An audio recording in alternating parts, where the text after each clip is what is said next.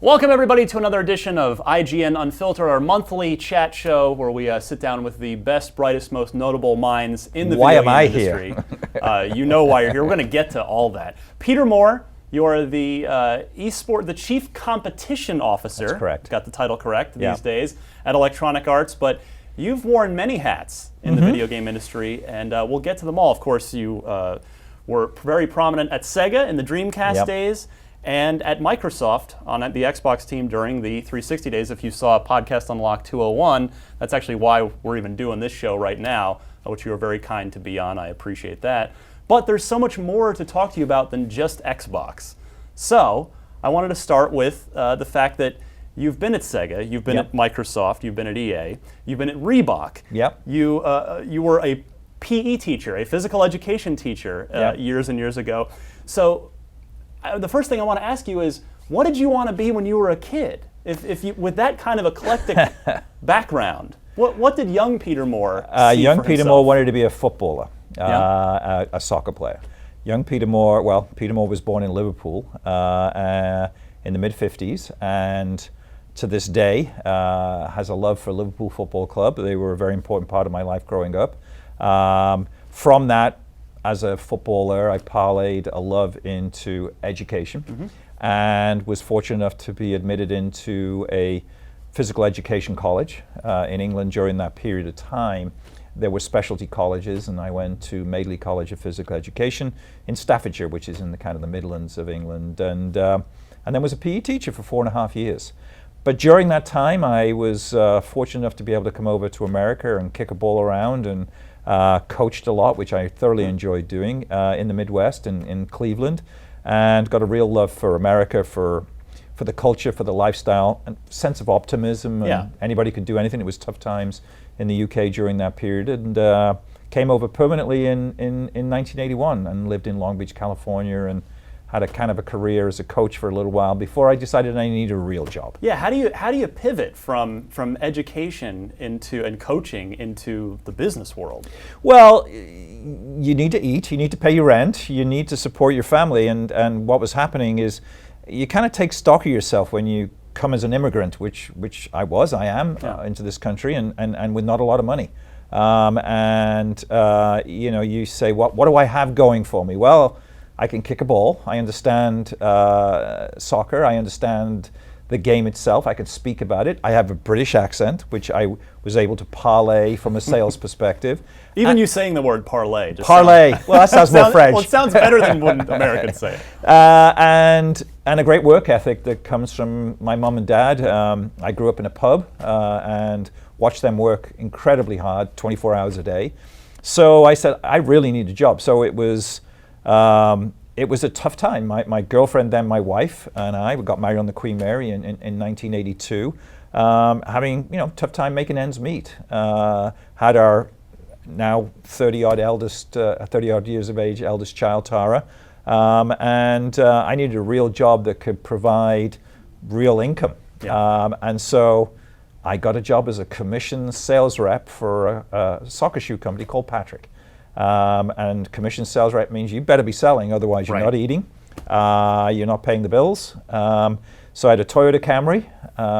Lived Reliable car. Absolutely, with the Patrick logo on the side, which almost said "steal me," and bunch of samples, and taught myself how to sell, taught myself how to be able to build sales programs, and at night I was going to Cal State Long Beach, where I did my master's degree, to keep me legal in the country. So you would be doing, what you needed to do during the day, make sure I got back to Long Beach, and go to school at night to get my master's degree whilst we were trying to get our green cards. So the moral is, hard work is really, you don't just become the chief competition officer at EA. There are years, thousands of hours of hard, long work that go into it. Hundreds of thousands of hours. When you think from whence you came and the journey that, like a lot of immigrants that I was on, which teaches you a lot, and to this day you use those experiences, those skills, in a slightly bigger world in which I now am very fortunate to live in. But yeah, those were both fun days, difficult days, but they helped form who I am. And having never been to business school, having no formal business education, it was very important that I went through that period. So does that explain Reebok then? You were already sort of in the shoe world. You ended up at Reebok for almost 20 years. No, not 20. It was not 20. 9 years at Reebok. 9 years. Yeah, I've got 20 years. Bad information. 20 Fire years my in research sporting staff. goods. Yeah, 20 years in sporting goods.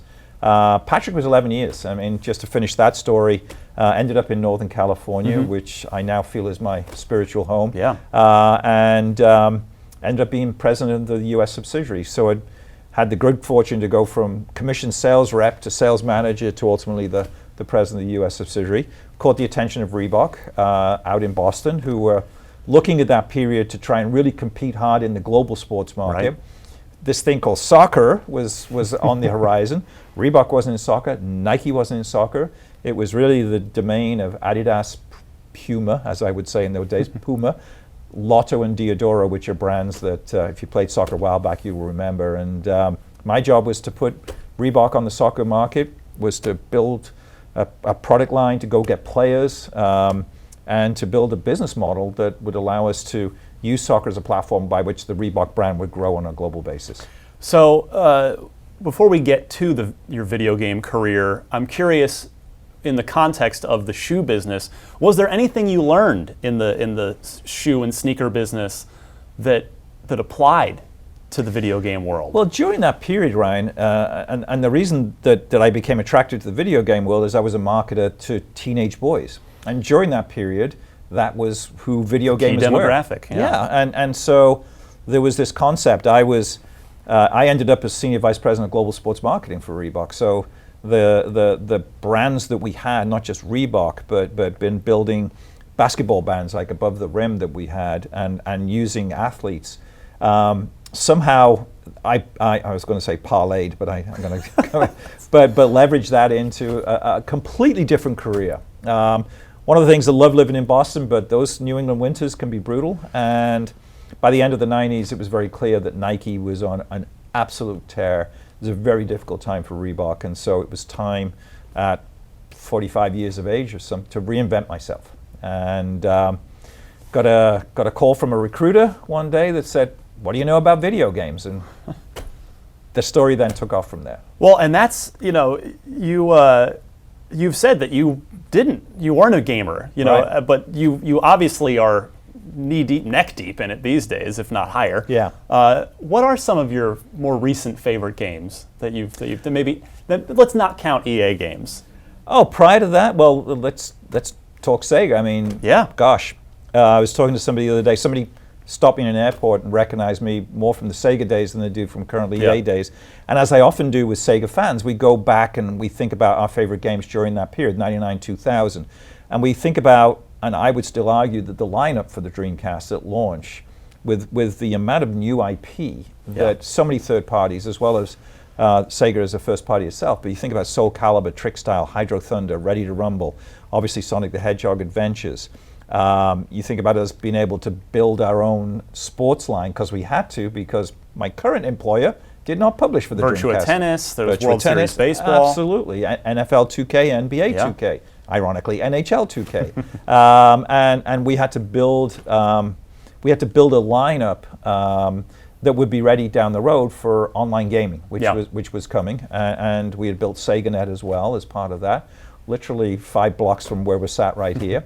From that perspective, those games, Seaman, I mean, the games that I really look back and just smile about, Seaman was as quirky a game, not even a game, as quirky an experience on a video game console that you'd ever had.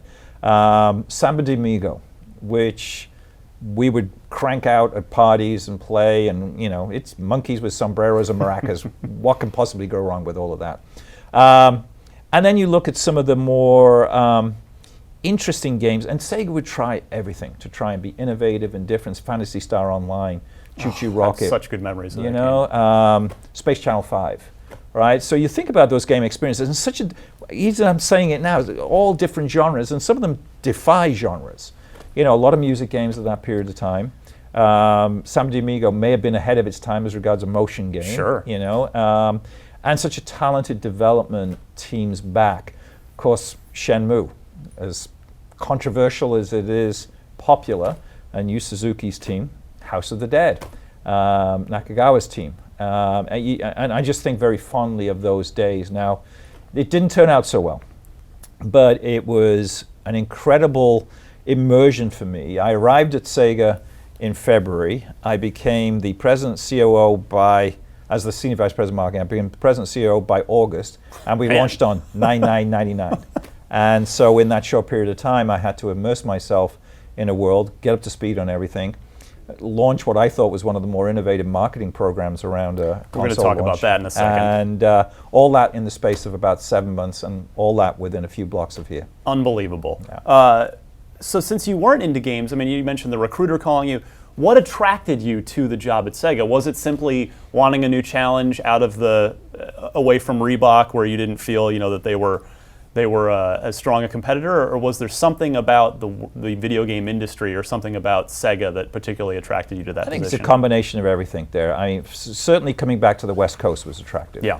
Love New England, still a Boston fan and New England sports fan to this day, but those winters were brutal. Secondarily, Reebok was going through such a difficult time. We had thought in our minds that as a brand that we could compete with Nike, and Nike added $10 billion to net revenue from when I got to Reebok to when I left Reebok. Was that the post-pump era, or still the Pump D. Brown pumping it up before the dunk contest? D. Brown and bending over and pumping it up before the dunk was just before I arrived. Okay. But the Instapump and the pump, it was all part of who we were. The problem was that what Nike then grasped was a brand identity. I don't want to say arrogant, but irreverent, challenging the establishment. Yeah. They weren't. In those days, they were not sponsoring anything. They started to get into it in the mid-90s, but... Well, they had Jordan, right? Well, they had Jordan, but that was less of a sponsorship. More, he was embedded in the DNA True. of who they were. But when I say sponsor anything, there was no major sponsorships of tournaments. They wanted to be the athlete's brand, and rightly so. And they felt that if they sponsored an Olympics or sponsored, U.S. national track and field team. Now, this changed rapidly, over the last 15, 20 years, obviously. But during that period of time, they would. I always remember being in Atlanta for the '96 Olympics, and we during that period of time, and the Dream Team wore Reebok. You remember that Jordan draped the stars and stripes over his tracksuit top because he didn't want the vector, the Reebok logo, to be seen. But it was that combination. I thought Reebok's having such a difficult time, and then the more I talked to the recruiter about Sega and online connected entertainment, it's very clear to me that, and again, not easy to reinvent yourself at 45 years of age. Or any age for that. Yeah, but well, the younger you are, the more you can try things differently. I am a PE teacher, right? That just happens to have got into sporting goods and now has been graced with 17 years in video games. But there was something there that said, wait a second, you can plug in, remember we were a 56K baud modem, right? You can plug this in and you start playing against people, not just on your couch, but around the world. Sega as a brand was still very special for what they had done for a decade prior to that, particularly with the Sega Genesis. And the more I delved into it, I said, this is fascinating. And I thought it played into my skill sets as well at that time, of marketing to young teenage males and everything you needed to do. The irreverency of what we tried to do in sneakers is what then I tried to bring with the Sega Dreamcast with the campaign that we did. And then I've always loved being a challenger brand. Certainly Reebok versus Nike was a challenger brand. I was just thinking that. Yeah, you seem to have a thing for the underdog. I love it because you can do things Sega differently. or Xbox or Reebok. Yeah, you can absolutely do things differently. You can be more on the front foot. You can be more aggressive because you need to be. And that, quite frankly, suited my personality and fitted my personality as a marketer in those days much more so.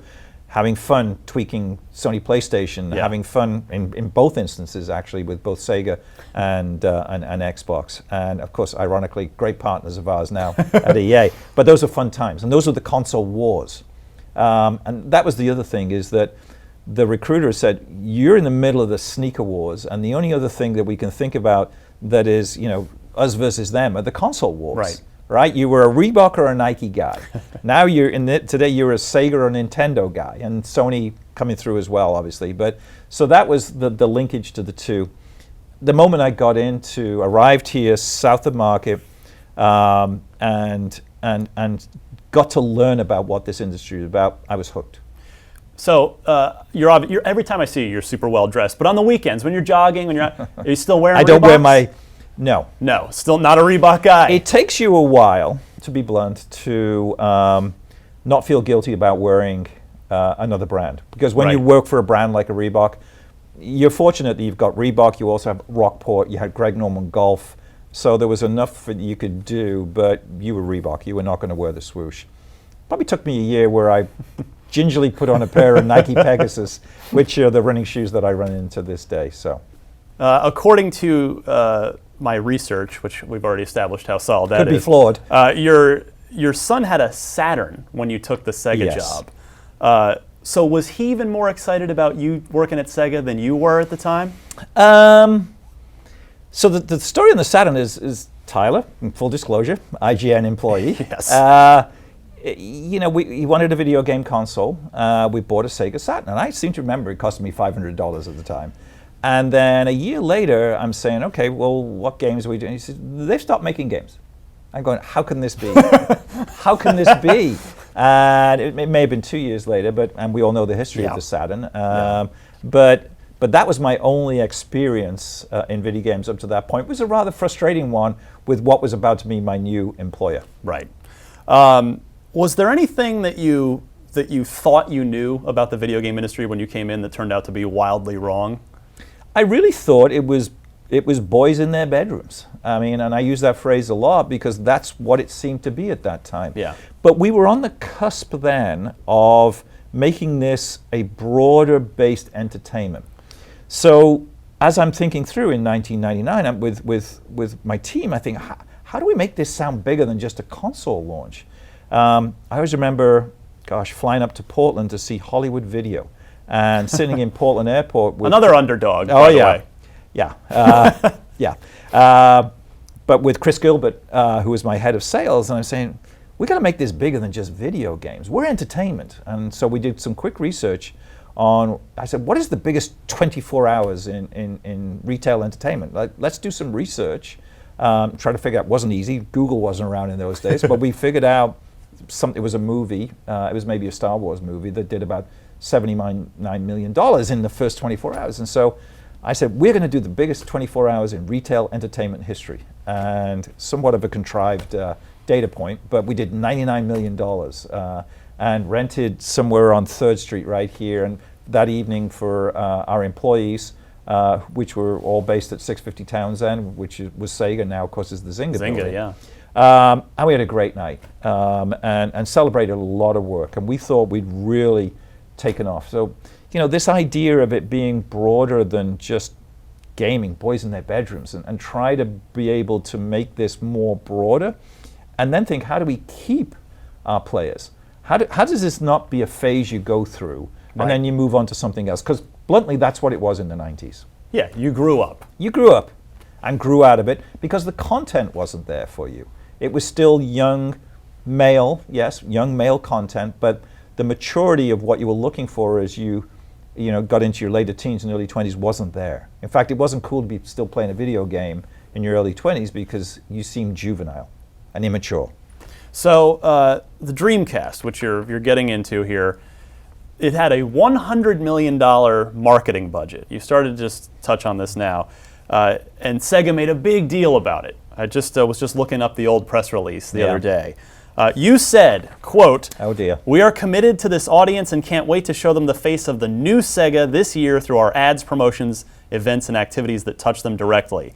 And a big part of that was that you sponsored, of all things, the 1999 MTV Video Music Awards. Yes, we did. That's an interesting choice for a video game company. Is it just purely about the demographics? It was about the demographic, but also, what night were if you've done your research, what night was the VMAs? 9/9/99. Right. So the night of the VMAs was the night we launched the Dreamcast. We did a ton of activation around that. These were the days when video game companies were still spending most of their marketing budget on television. Yeah. Because it was the only way, really. Digital was still very much in its infancy. Struck up a great relationship with friends at MTV because we did it again the following year. We did the sponsorship for the Dreamcast, so we were going to the next phase of online connected entertainment. But it was this perfect storm of a day. It was New York City. We were at the Toys R Us headquarters in Times Square there. So everything focused from a marketing perspective on New York City. We had concurrent events here in San Francisco. So the VMAs became a great platform. And also for me, that by then, the president and COO, it said, we're big time. We're as much a part of broader entertainment as music and movies and television are. And it allowed us to use in this particular case, a music platform, to say games are big, if not bigger. We also had a 60-second commercial called It's Thinking that we had filmed, and very high production costs that we debuted. So everything came together on 9/9/99 that night in New York City, and that was this, which you needed with your console launch, massive explosion of publicity, and also signaled we're in this and we're in this big time. Did you have any trouble selling all of this to the mothership back in Japan? To their credit, they realized that we needed to do something disruptive. I always remember flying to Tokyo. I probably went to Tokyo 7 or 8 times in the first 3 months that I was working at Sega, explaining my campaign philosophy, what we needed to do. I'd done a lot of research immediately on who I saw was the looming enemy, which was obviously PlayStation coming in with the PS2. And we needed to get in early. We needed to get ahead of them because I knew what they would do, which is they would FUD us. Fear, uncertainty, and doubt. Very much still prominent today. Absolutely, and to their credit, they did it brilliantly. But my goal was to set Sega Dreamcast and our online capabilities separately from what I thought PlayStation would come at us with. We had our icon, we had Sonic. We did a very innovative TV commercial, and this concept of It's Thinking. And the idea that there's real AI in this device, and that it would know what your tendencies are. It would understand who you are the more you played, and that it would try and beat you. Because in those days, there was no real online, so it was you versus the machine. Sure. Always there. So wacky 15-second spots, if you recall them. Slightly creepy voice going, "It's Thinking." I do remember.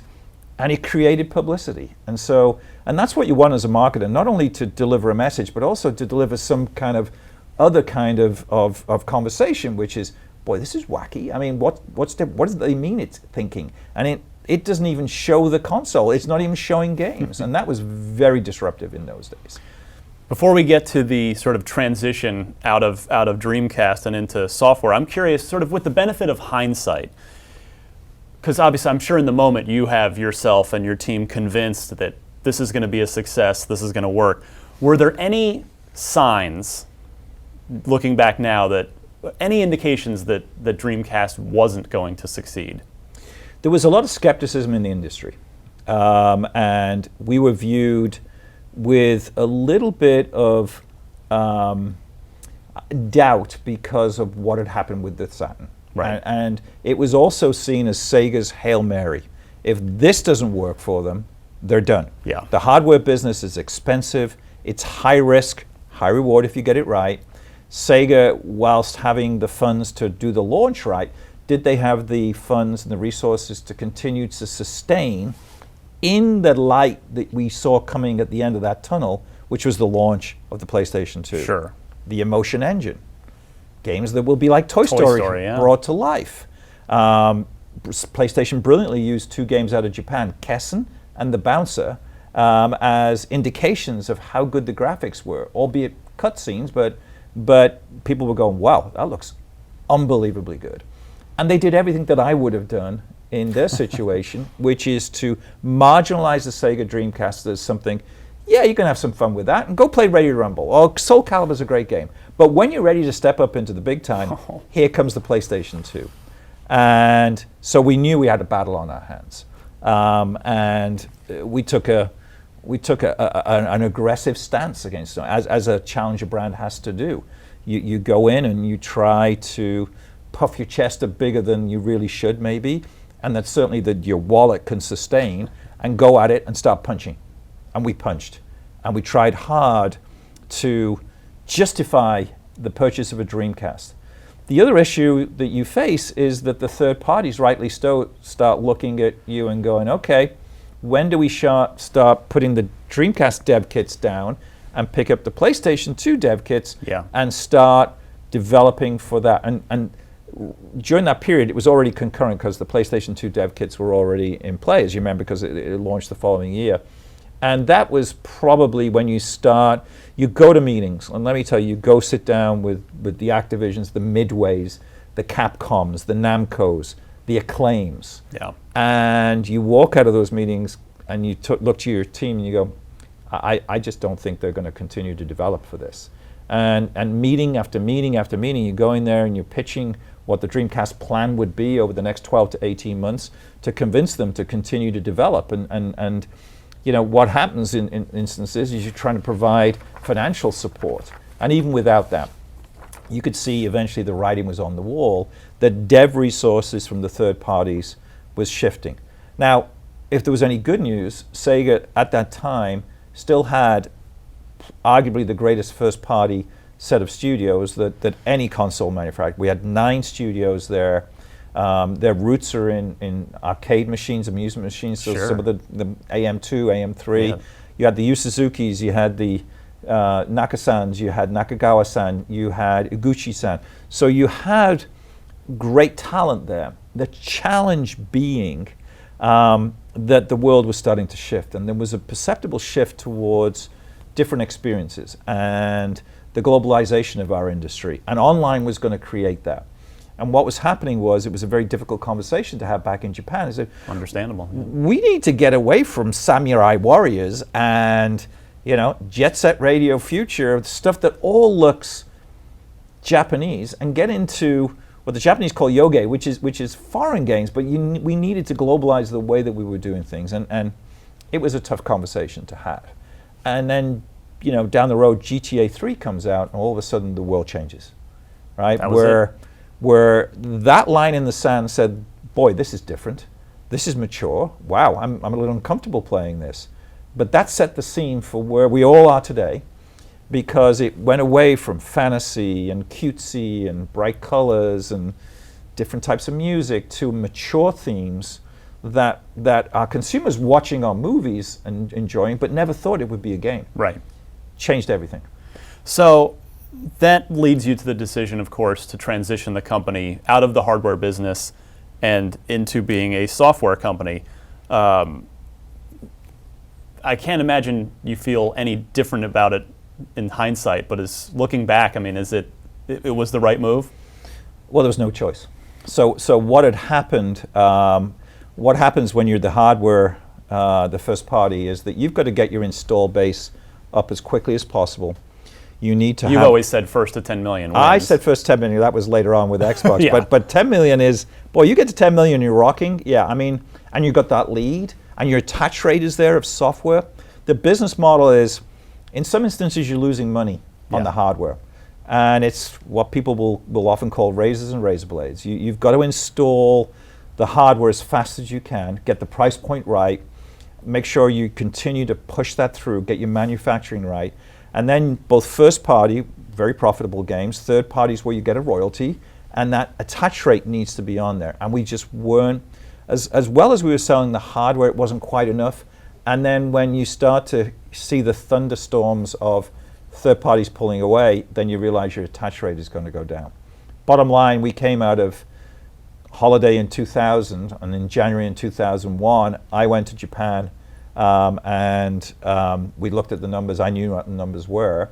If you recall, Japan was already having a difficult time with the Dreamcast. Europe hadn't done so well either. And the difficult decision was made in I think, the second week of January, if memory serves me correctly, that we got to pull the plug. We can't continue to manufacture at a loss. We can't continue to have a relatively weak attach rate. And we've got to turn this company around rapidly and turn ourselves from an aggressive first party that is taking on Sony and Nintendo to a malevolent third party that needed to go to Sony and Nintendo and ask for dev kits. And so on January the 31st, a few blocks from here, the Japanese company back in Haneda, Tokyo said, you need to host a conference call. I'm often accused of killing the Dreamcast. And that comes from an interview where I made the call, and that would be the telephone call, in which they felt they needed a Westerner to explain to the world what was going on. January 31st, 10 a.m., 2001, I chaired a telephone call. Always remember there's about 600 people on the call, and said, we, Sega, are getting out of the hardware business. We're going to transition to being a third-party software business. Our software, our IP is second to none, maybe second to Nintendo, but we felt it was there, and we felt we could do this. That commenced then a tough 12 to 18 months of then going to see Nintendo, then going to see Sony, and then starting to work our way through our existing Dreamcast inventory, hardware. It's a tough job, and then start to make sure that we could take care of our Dreamcast customers who had trusted us and invested in the Sega Dreamcast, and then move us and transition and pivot the company towards being a third party, as they are today. But I would think that the Sonys and Nintendos of the world would be picking up the phone to call you guys immediately, saying, recognizing that software development talent at Sega and going, well, let's get you guys on our platform right now. You'd think, but ironically, who is the first person that picks up the phone and calls us? Microsoft. Correct. And said, look, we have a spiritual bond with the Dreamcast. Yeah. If you go look at a Dreamcast, there's a Microsoft logo on the back there with the Windows CE. That's right. Because that was the operating system. And we love what you tried to do with online because we think that's the future. And so Robbie Bach, team, Jay Allard, Cam Ferroni in those days, Seamus, I mean, all big Sega fans. And that was the warm cocoon that was offered to us of come, let's talk about your content. Let's talk about what we can do on our platform, which has got a very similar dev base as your platform, and how we can help you transition to being a third party. And by the way, we're going to invest in some of your games and do them exclusively because we need that. And the irony was this, with Microsoft thought this will be their entree into the Japanese market utilizing Sega IP. So we went through all of that. And I always remember, my last and most frustrating meeting was in December of 2002, and flying to Tokyo, and was still thinking about, I built what I called a manifesto for the future for Sega. And we've done a lot of focus groups in and around here, south of market, of the Sega brand and what it means, and how do we reposition who we are from being an aggressive first party, taking on Sony, taking on Nintendo, and being a platform agnostic third party. And what does our brand mean? Have we damaged our brand? Mm-hmm. Remember, we're coming off a less than pleasant time on the Saturn, and all of a sudden, we're only in the market for the best part of 2 years, and we're walking away from the Dreamcast. So what do people think of us? So we had a week where we did focus groups here in San Francisco and actually in New York. So we got both coasts view. And when you do focus groups, you kind of say, okay, Ryan, if EA was a person, who would they be? If Take-Two was a person, who would they be? So we posed those questions, right? And we did these focus groups, and I'll never forget the answers because they were both as funny and yet sobering when you think about it. EA was the arrogant high school quarterback jock, always got this is exactly what came through. They walk in the room, they command attention, they're big, they're bold, they're brash, they're loud. Take-Two is your drunken uncle who shows up every 6 weeks from Vegas with a woman of ill repute on his arm and then disappears again, never to be seen. But boy, he comes in with a big bang and then he disappears again. And that was a common theme as well, which I'm sure Take-Two loved because I think that was the irreverency of Rockstar in particular. Yeah. Sega. Sega is your granddad who used to be cool and who has forgotten why and just sits there now, and he's still in the room, but he's not really the presence that he once was. Oh man!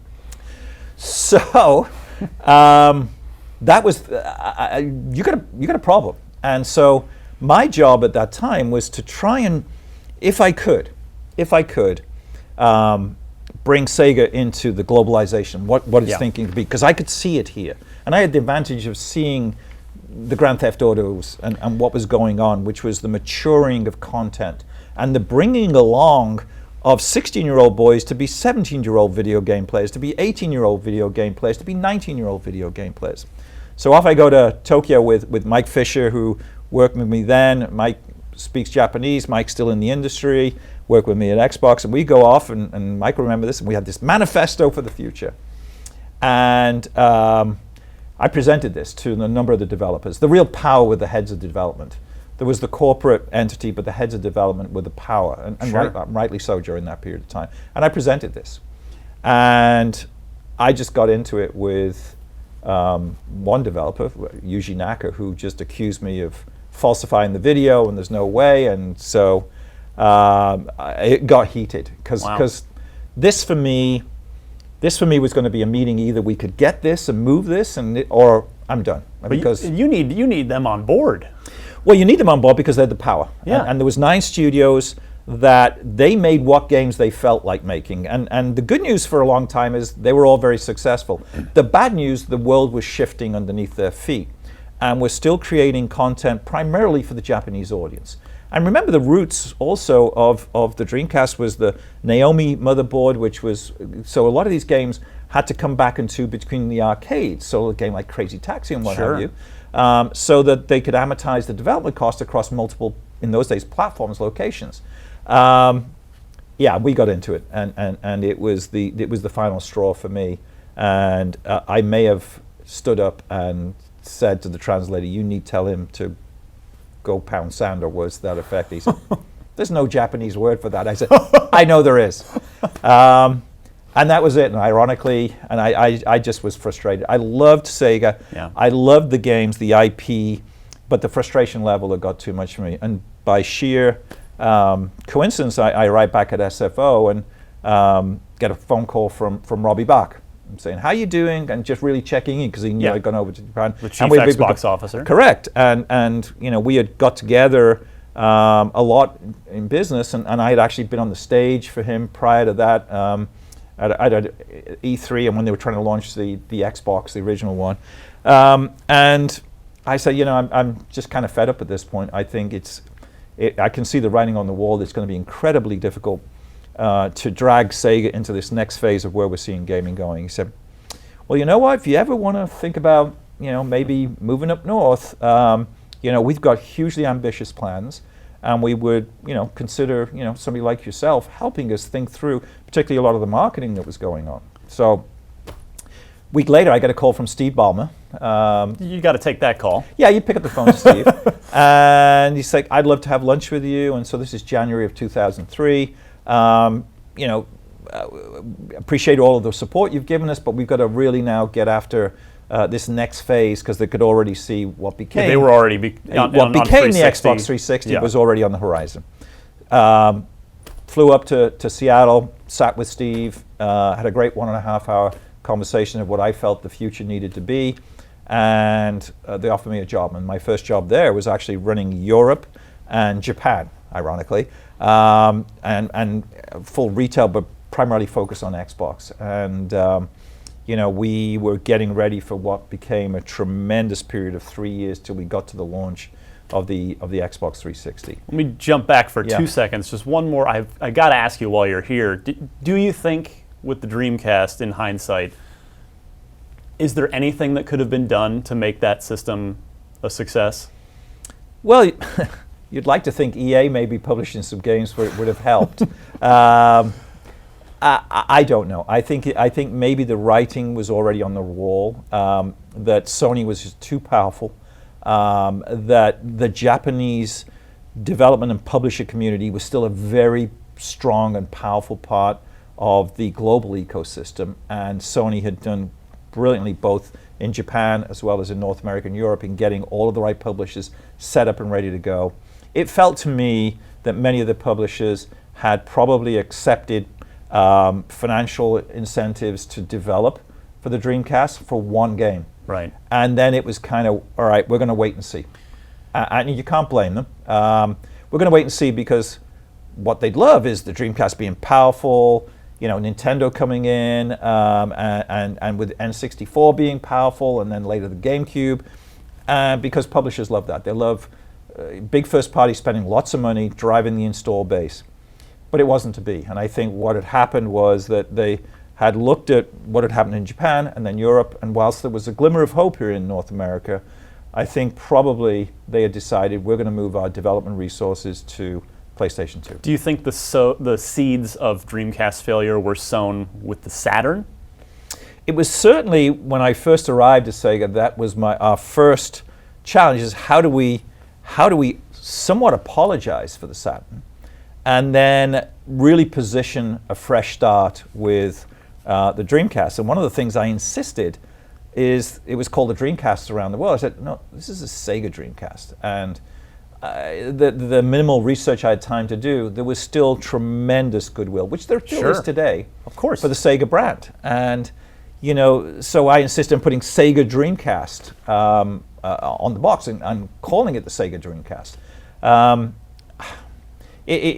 But we'd burned too many bridges, I think, and it was difficult. And then when the Dreamcast wasn't successful, real challenge. So you're at Microsoft then. Yeah. We're fast forwarding again. When Ballmer brings you in, you have the hour-and-a-half chat, and you get hired. Does Ballmer or anybody else at the top give you any just mandates or overarching goals like, Peter, we need this, and this from you? You bet. Microsoft is incredibly driven by what we call KPIs, key performance indicators, objectives, goals. Steve, one of my favorite people in the world, and Bill, loved the idea that what we were building in the Xbox and the brand that was Xbox was so different than what Microsoft was at that time. Oh, yeah. When I arrived, and this will be ironic to a lot of viewers, when I arrived, Microsoft was being proposed to be split apart because it was so powerful. And antitrust stuff. Antitrust, we were operating under consent decree because they wanted to split Windows and Explorer apart. And whilst I was at Xbox, we operated under consent decree. And that basically means we really couldn't buy anybody because we were deemed a monopoly. Right. Or we were accused of being a monopoly. And we really couldn't buy anybody. Our emails were read. We were, every 90 days, Brad Smith, the general counsel, would bring us in. Here's what you can say in an email. I don't want to see anybody talk about dominating the market and controlling. And so we learned how to operate under government jurisdiction. At the same time, what Xbox had was this little magic dust of difference. What we did, which I actually enjoyed, although it wasn't the most pleasant place to work, we actually really embraced we want to be separate to the Borg and had our millennium. You're at the end of the road. We were right at the end of the road, Union Hill Road, and it was just our enclave, and it was what we enjoyed doing. Do we go back into every other day or something to go to meetings? You bet. But we built the culture, yes, we're part of Microsoft, but we're Xbox. As part, again, this is where the challenger brand element comes into it, because we need to be feisty.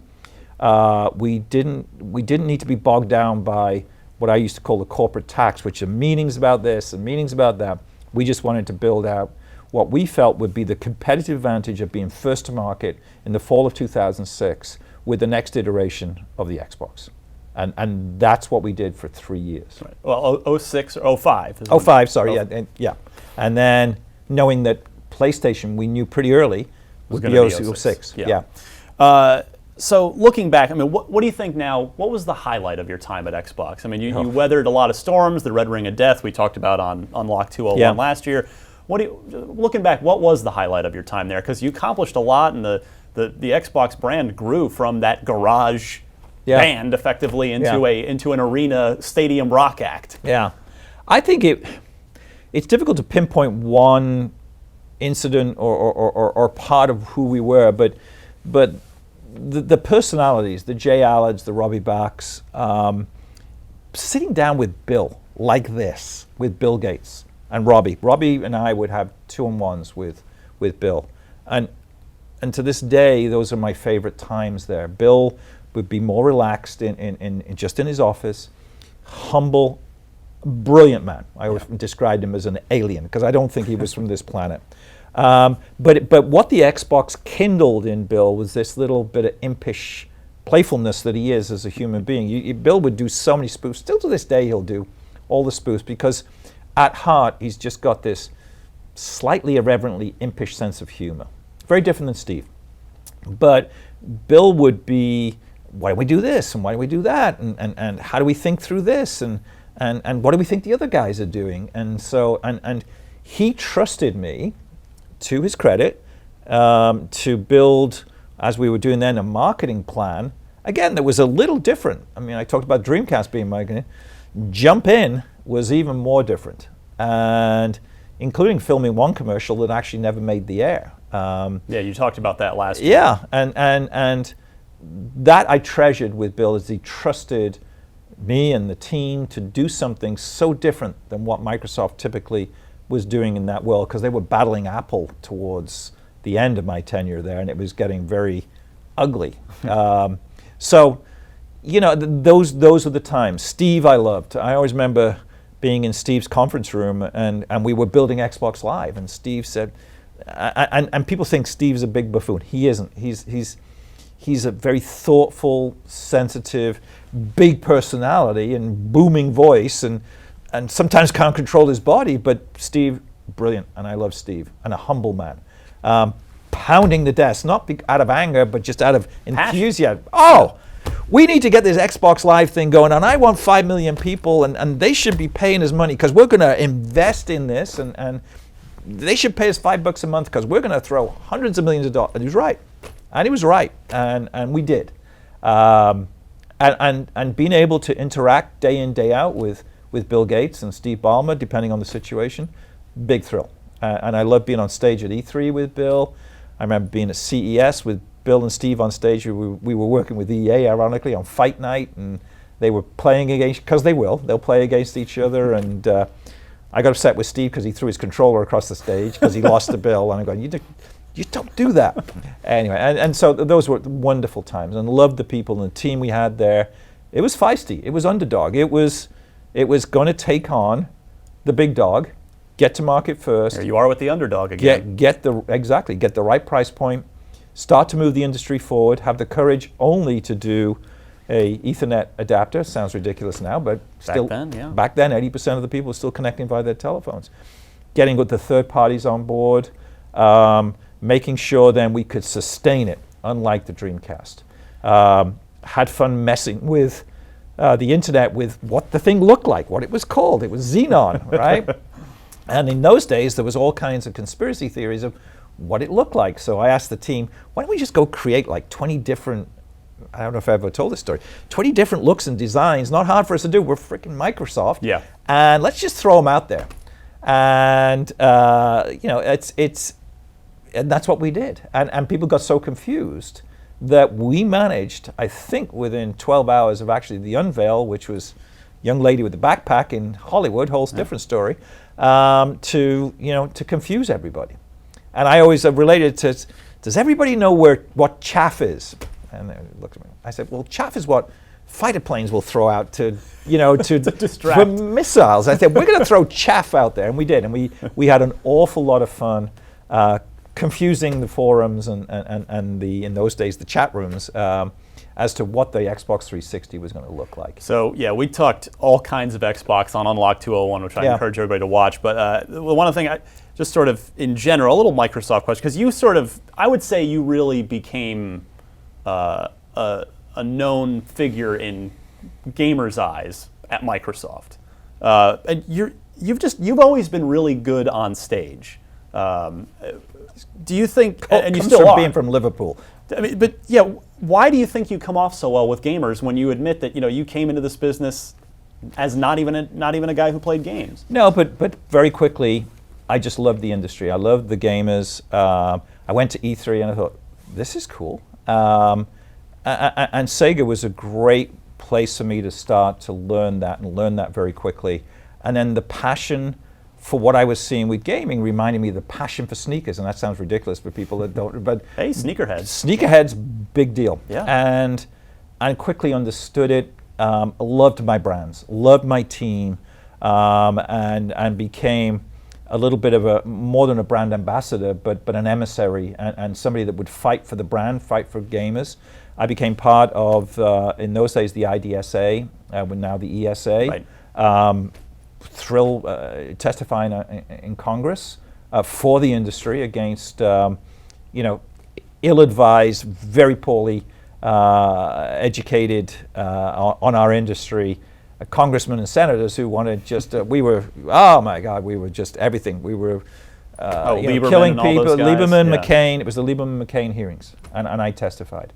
And then I have the slightly irreverent personality anyway, and did a lot of fun things at Xbox, including one day, literally a few weeks out, and said, why don't I get a tattoo? Because nobody believes we're going to ship this game anymore, and what do I have to do? Tattoo this on my body? And somebody said, well, why don't you? And we did the Halo 2 tattoo, and then we decided to just keep tattooing, and we did Grand Theft Auto, I think, a couple of years later. That one was fake, though, right?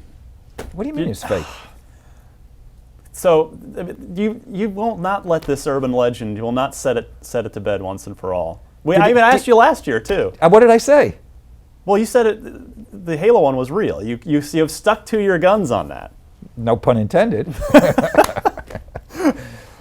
It was a great way. One of these days, I'm gonna. Yeah, one of these days you'll catch me in a t-shirt jogging. Yeah, maybe on the peninsula somewhere. I can absolutely put my hand on my heart and tell you I've got a tattoo right there. I believe right there.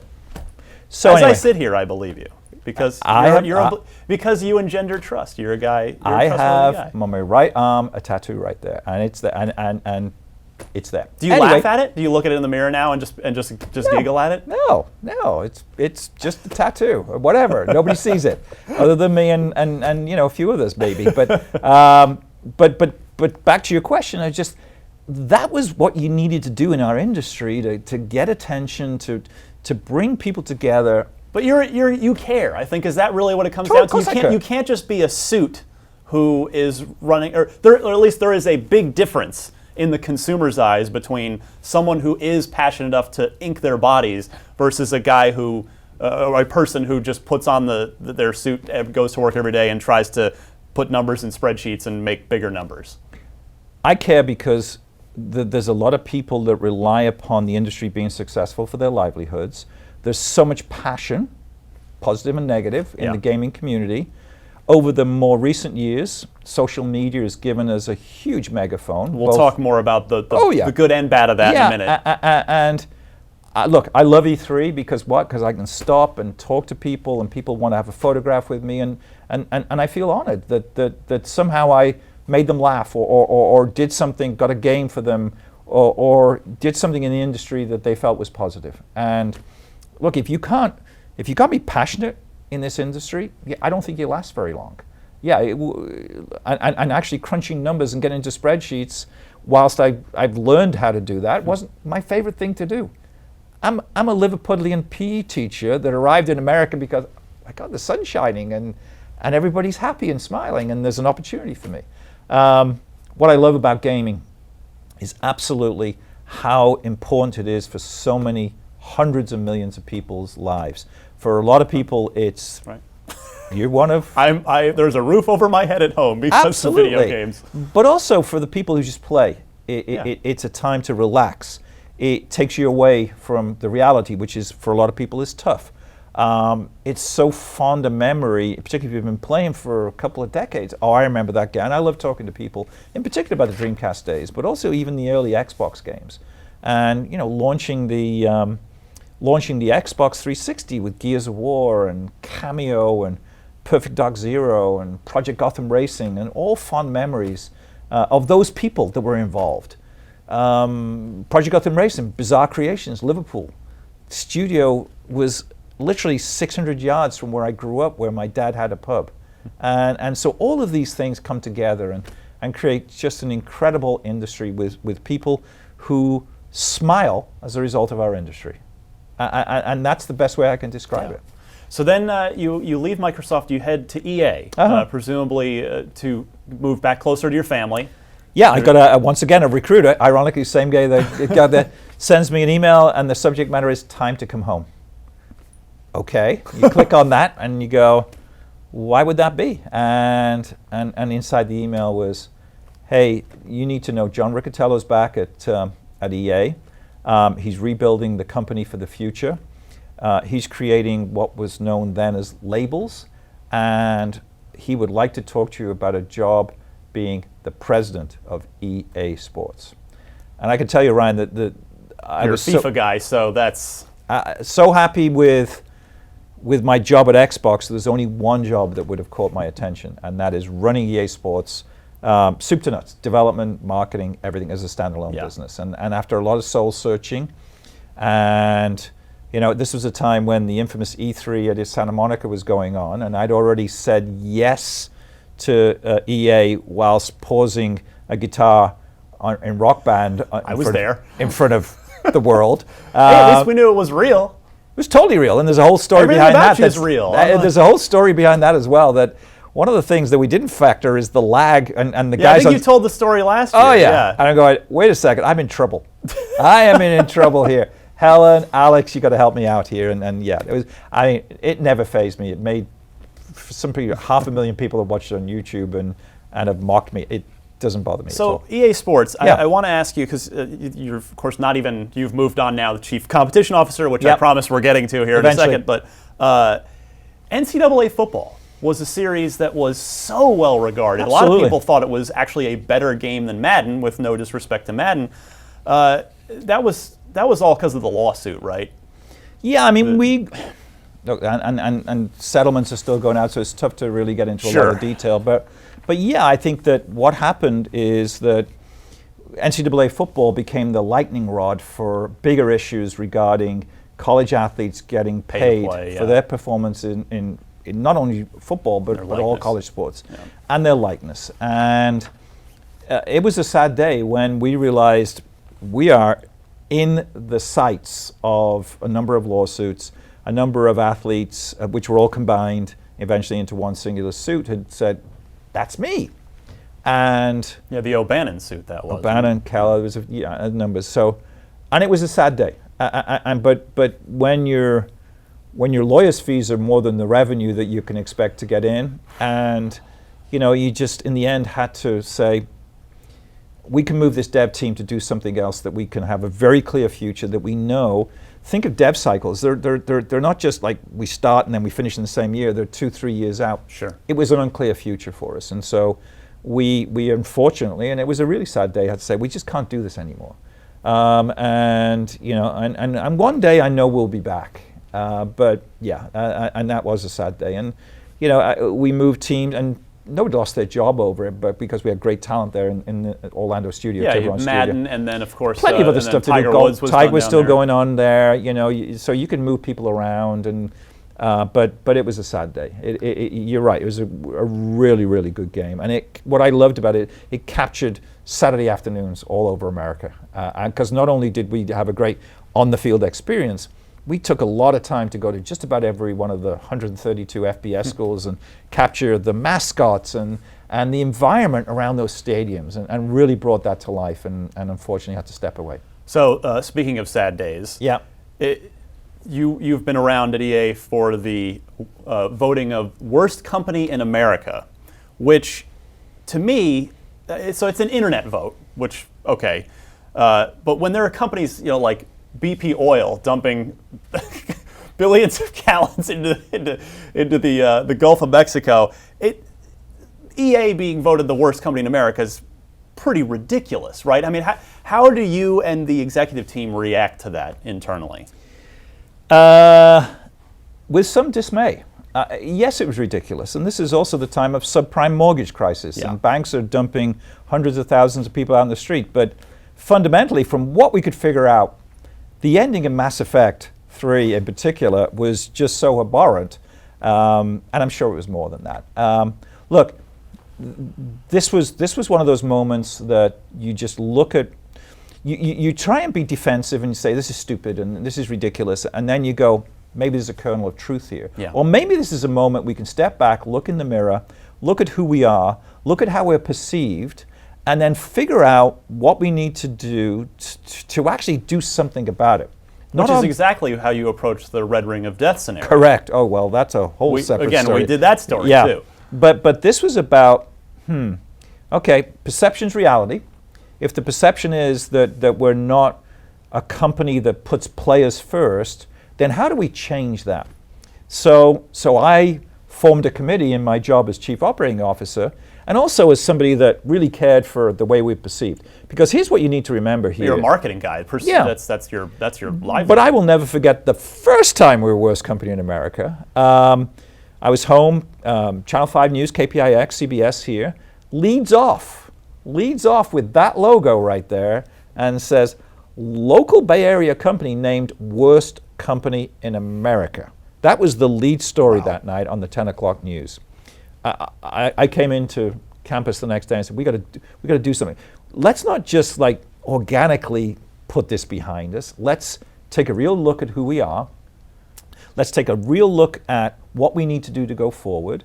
This was a time when John Riccatello had left and Larry Probst, heart and soul of the company for 2 decades, had come back in on an interim basis, and Larry was incredibly supportive.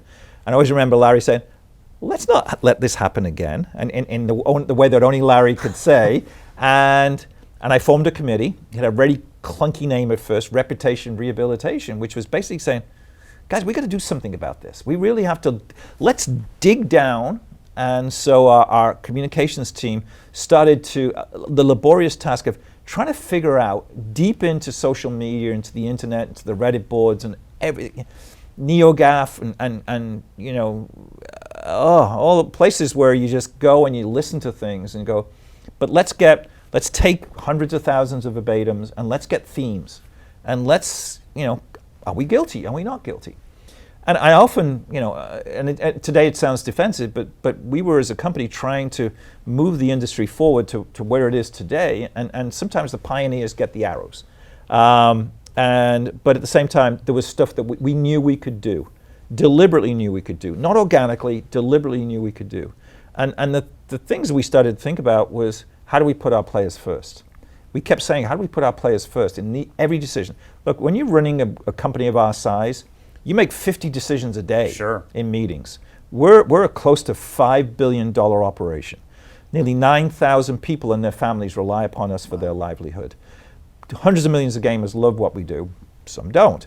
But there's a lot of responsibility. You make those decisions. So we embarked upon this journey and brought in different companies and marketing companies that had been through this and learned a lot about ourselves. And we were guilty of some stuff.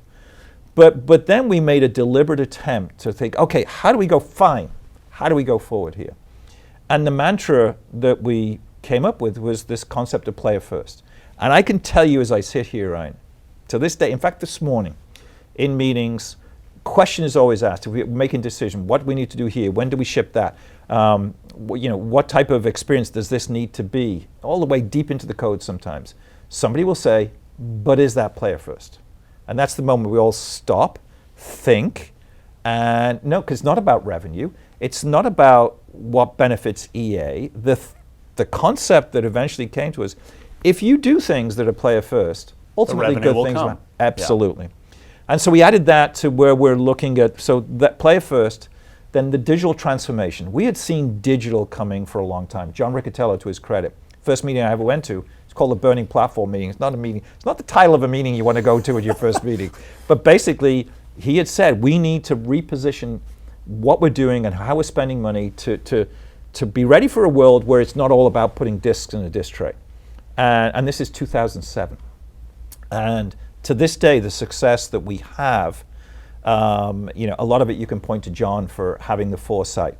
And boy, when Andrew came in September 2013, picked up that baton and ran with it and continued to drive against this edict. And the third thing we had as a meeting was one team.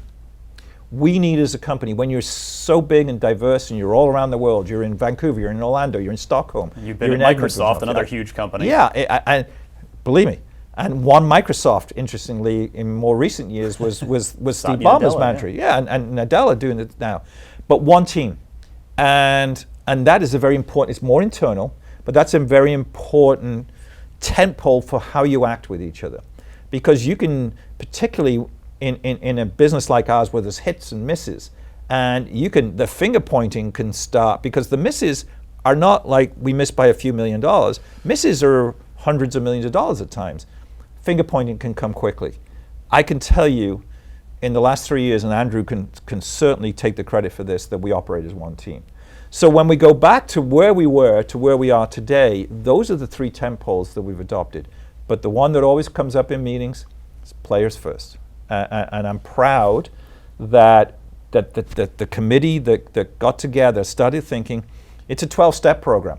We were certainly not in denial anymore. And here's the good news. We're no longer, this year anyway, worst company in America. Well, I think a good example of that, I mean, look at the time it was NBA Elite. That game was done. At my previous employer, I had that game the review was done. It was over, and you guys yanked it from the shelves.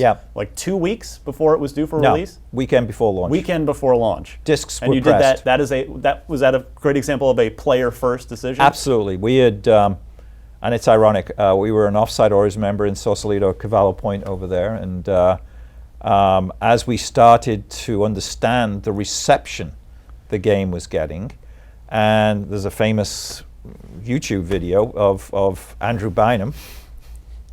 Jesus Bynum. And what, in the T-pose. I know. What you see there is the way characters are modeled. And it was a relatively... It's a bug. It's a bug that would have been fixed. Yeah. But boy, it got away from us. And we sat down. Andrew was part of that, was running EA Sports at the time.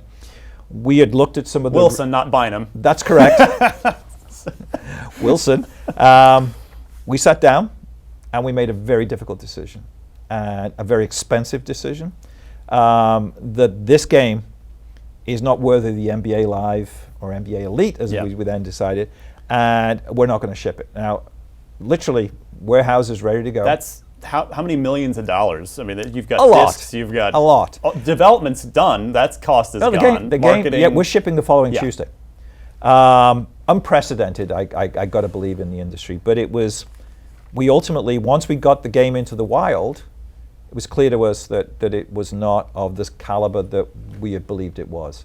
And you can argue we're still trying to claw our way back from that. We made that decision because it was a player's first decision. We delayed games, Battlefield Hardline. Sure, out of the fall. It's like, oh my goodness, I'm the chief operating officer. I'm supposed to have, and hundreds of millions of dollars in this quarter against this. I don't have it. But better we don't have it and get it right, and I'll make up the revenue somewhere else. Dragon Age Inquisition team comes and said, boy, we could do it. Another 3-4 weeks of polish. Go for it. We'll make it work. So we make those decisions now. And not to say those decisions wouldn't have been previously made, but boy, we make that decision and we look at each other. Is this player first? Yes, then do it. No, how can we do it differently to make it so? That's what we do. So now, took a while to get here. We're here. Esports. Yeah. You are the chief competition officer at EA. Which to me just sort of seems like a natural extension of EA Sports to an extent. Do you agree with that? Yeah. I mean, how did this come about? Coming off a great fiscal year, we started to really. Well, first of all, EA's been in esports for over a decade with the FIFA Interactive World Cup, with various iterations of the Madden Bowl, Madden Challenge, but we've never scaled. With interest over the last couple of years, we all started to watch what was going on in esports. League of Legends, Dota 2, CSGO, and everyone going, it's Counter-Strike, it's been around for a long time. Why is that so popular? And really dug into it. And then I think in 2015, we really started to see the industry starting to explode and scale. But more importantly, we saw it being something so attractive to our players that they were spending more time on competitive games. And I want to make the distinction between what we would rather call competitive gaming than what is esports, which I think confuses people because everybody thinks sports games, FIFA, Madden, brilliant for well, actually they're not. So we got work to do. So what we look at, so Andrew said, boy, your combination of from whence you came with Patrick and Reebok and understanding competition and sports, because ultimately leagues and getting people together is going to be part of this. And then, of course, your background and what you've done here at EA and everything we've just gone through for the last 30 odd minutes or so, you're the perfect choice to be this next phase of what we need to do. Let's form a division. Andrew, want you, Peter, to head this up. And I took a weekend and I thought about it. And did I love being the COO of EA? Yes, I did. Did I see this as yet another challenge in this journey that we've been talking through here? Of again, another underdog role for you. It's an underdog role. Boy, are we an underdog right now in this?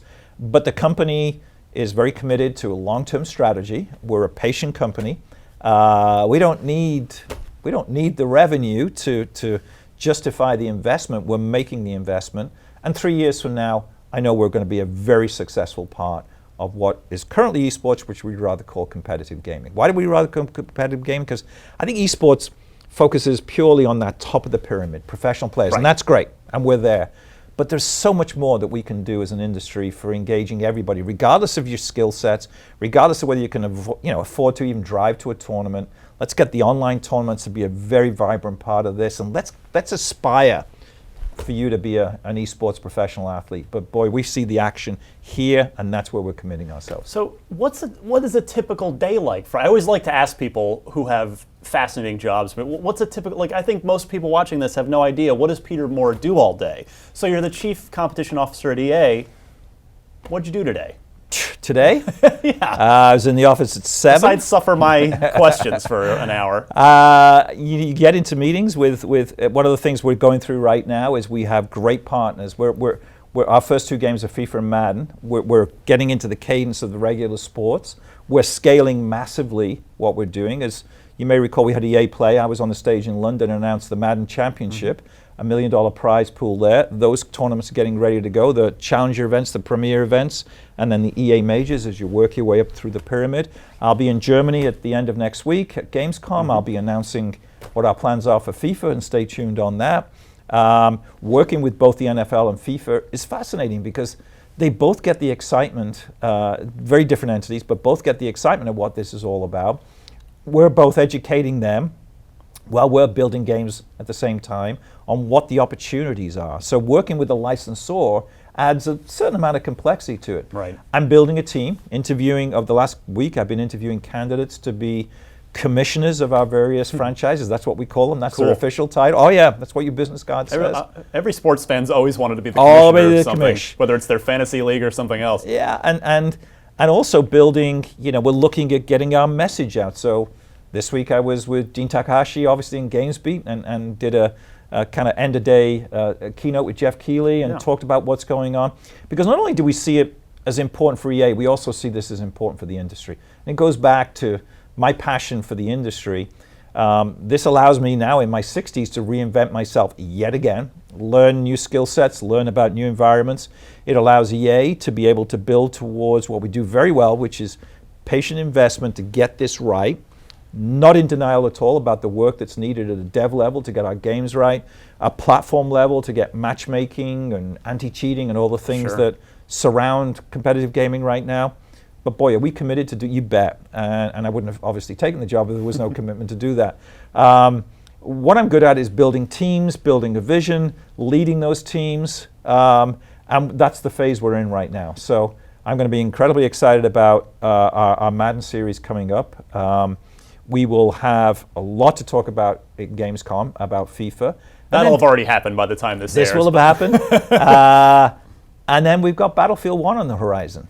And again, when I think of the Battlefield franchise, and everything I know the dev team is excited about putting in over a period of time there out of Stockholm, and then you can squint and you go, boy, you could do something with Plants vs. Zombies Garden Warfare 2. You could do something with Titanfall 2. Huge opportunities. Star Wars, huge opportunities for us at EA to make a real impact in competitive gaming. But we're only going to do it in a strategic, measured way with the right investment, and we're not blind to the fact we've got a lot of work to do. So you're talking about building stuff, you're talking about taking the time to get it right, you're talking about the digital investment, you're talking about competition.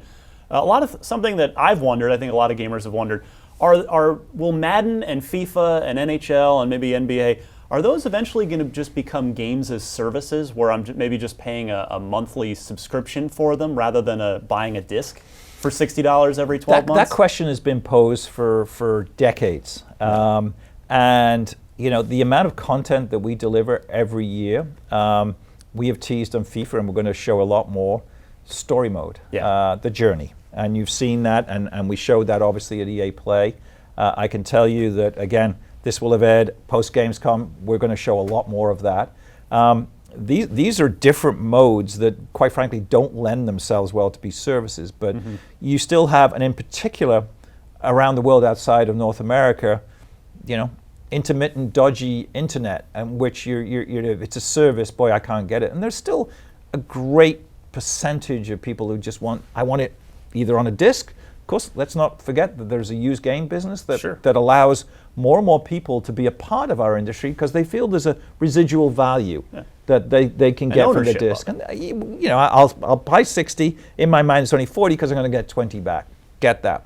We're moving into a world with full game downloads being a more important part of it. But our games are live services. I mean, both Madden and FIFA have this magnificent mode called Ultimate Team.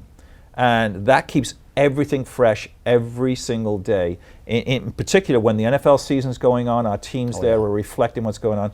And the soccer season never ends. So there's something going on every day somewhere, and our team in Vancouver reflects that within Ultimate Team. So I would argue that our games already are live services, and that's what we do well. So just a couple more for you before I let you go. You've taken a hard line against remasters, despite holding the keys to one that would no doubt sell very, very well, which is the Mass Effect trilogy, as we wait for Mass Effect Andromeda. Aren't you turning down real easy money for EA there? And I'm a guy, I don't like remasters, but I'm curious, I have to play devil's advocate here. Yeah, we're a company that is focused on delivering for the future. And again, I was asked a question once. I just said, it's just not what we do. Yeah. And we've got incredibly talented dev studios around the world who are focused on delivering new IP, new experiences, more and more live services.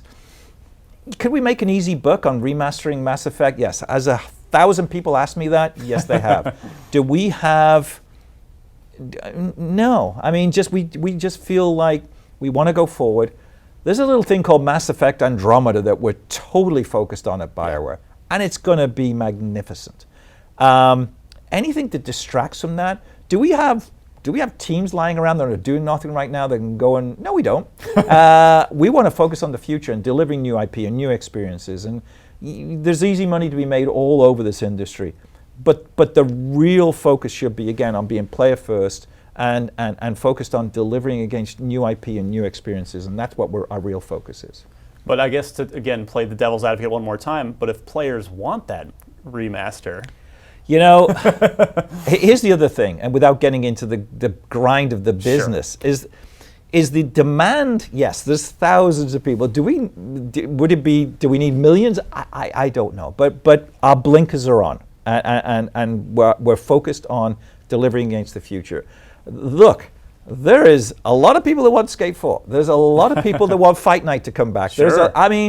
We're a 34-year-old company that has thousands of pieces of IP around the world. Road Rash. I mean, and if you allow yourself to take the easy road, to go do something here, and again, not to diss remastering great franchises, but there are so many opportunities for us to, and there's an opportunity cost with this, to go have people do something else other than what their objectives are to go forward here. And a company like ourselves, you've been on our campus, you go down the third floor, and there's probably 200 feet of PC cases that document, for most people, a lost history of EA. Oh, it's awesome. If you've seen it, it's from 1982. Yeah, from 1982 onwards, and it's walls and walls and walls, and it feels like miles of great games. And I find myself every now and again just wandering down there to remind me of all the great games. And we don't even talk about that. So there's a lot we could do. There's a ton we could do, but we're really focused on the future. Well, you kind of took my next question, but I was, as you are such a soccer fan, I am such a baseball fan, I was going to ask you, while I've got you, about MVP baseball. Xbox gamers in particular don't have that simulation AAA level baseball game. Is there just not a strong enough business case for something like that when you've got, on one platform, Sony's platform, you've got a dominant game in that field? Is it just a business decision? Well, it's both a business decision, it's an emotional decision, it's a licensing decision, it's an opportunity cost decision. There's stuff to do. I'm a huge baseball fan as well. I'm a Red Sox fan from my days of living in Boston and going to Fenway Park, realizing this feels different than Candlestick when I was living in San Francisco, and falling in love with the Red Sox and everything that they have delivered for me since then in 3 World Series. I love baseball. There is nothing to announce about baseball right now. Yeah, people ask about particularly MVP all the time. I want to remind everybody, it's been a long time since we've done a baseball. 10 years. Yes. When the baseball license changed. Yeah. And so nothing further to talk about with baseball. I have to try. I don't need 3 strikes here. They pay me to try. 2 more quick ones for you. Yeah. Is this new sort of beyond generations console model with the PlayStation Neo and the Xbox Project Scorpio? Do you see that as a third-party person who's making software for all platforms? Is it good for the industry? Absolutely. I think it first of all, huge excitement the moment they're announced. Secondarily, I think it extends console generations. There may be a time when you don't have hardware launches, there are just these updates. Yeah. And I think Sony and Microsoft have done this incredibly well. They have taken what they needed to do, whether it's 4K in their minds, they needed to keep the platform fresh for technology that's moving faster than the archaic nature of a 10-year piece of hardware cycle that we all celebrate, and yet we go, man, you think the world's moving fast, and it is. And so we as Electronic Arts celebrate, and we've been working on both platforms. And Neo, obviously, a little less information about, other than it exists.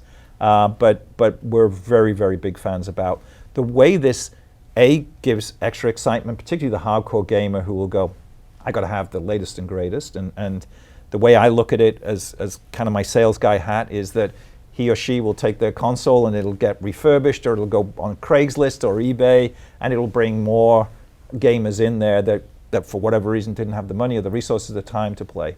I think it refreshes mid-cycle the excitement, and certainly obviously ups the technological output. Sure. And our dev teams love what they're seeing right now. Both of these. And then you don't even need remasters because it's just, right? We're not going back there again. Finally, you've told the story before on Unlock 201 last year, but was it completely surreal seeing yourself parodied on South Park?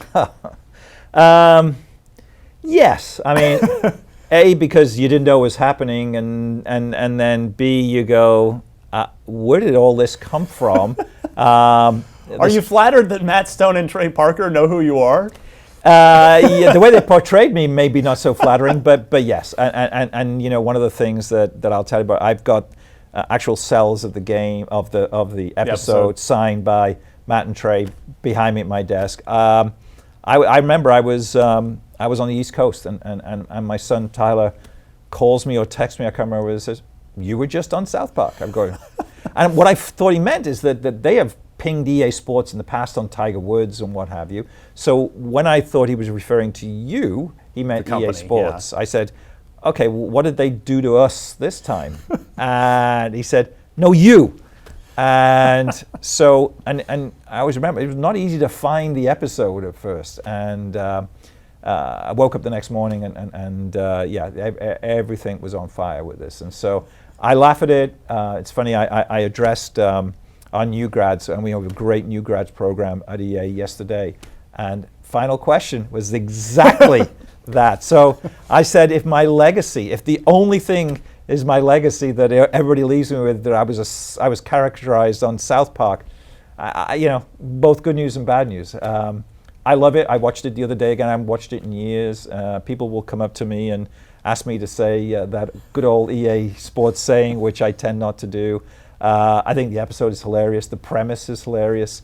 The character couldn't be any further away from me, with his cigars and his whiskey and his 3-piece suit and his massive EA Sports executive suite. It's hilarious. And, except my accent sounds more Boss Hog than it does Liverpool. But no, it's a lot of fun. And it is not something that I did. But it is something that a lot of people remember about me, and so it's fun to be able to revisit that. Well, Peter Moore, thank you so much. He is, of course, the Chief Competition Officer at EA. You've got big plans, big Yep. things coming up in the next 3 years. We got the whole thing Yep. mapped out. Yep. We'll be keeping a close eye on you, but you've always been a great friend to the games industry in your time in it. And thank you for taking an hour plus of your life here to sit down with me. It's almost cathartic, Ryan, to be able to disgorge all this information, and in particular, to be able to really verbalize my love of the industry and of gamers and everybody that makes this such an exciting place to Well, be. I'll be sure to bill you for this therapy Please do, session. yeah. For much more on IGN Unfiltered from the best and brightest, most interesting, notable minds in the games industry, subscribe on iTunes, YouTube, or IGN. And for more from the greats like Peter Moore, keep it tuned right here to IGN.